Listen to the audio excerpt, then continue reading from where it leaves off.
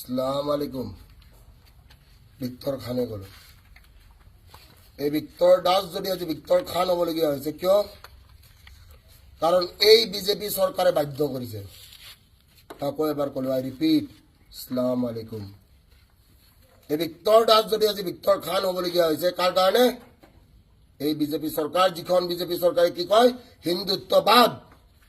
এই বিজেপি চৰকাৰ যিখনে কি বুলি কয় বোলে গেৰুৱা ৰং, কিন্তু এই বিজেপি চৰকাৰে কি কৰিলে আমাক নোহোৱা কৰি পেলালে। মই টুপি পিন্ধা আপোনালোকে দেখিছে।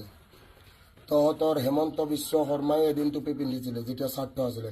মোৰ কোনো স্বাৰ্থ নাই আৰু মই পলিটিক্স কেতিয়াও নকৰোঁ, क्योंकि सरकार जिसका भी नहीं होगा। ভিক্টৰ দাস ফ্লেক্স দেগা। দ্বিতীয় প্ৰশ্ন, যোৱাকালি ৰাতিৰ কাহানী সকলোৱে দেখিছে। শুৱালকুছিৰ ল'ৰা কেইটামানে আহি আমাৰ গেট ভাঙি থৈ গুচি গৈছে। মোৰ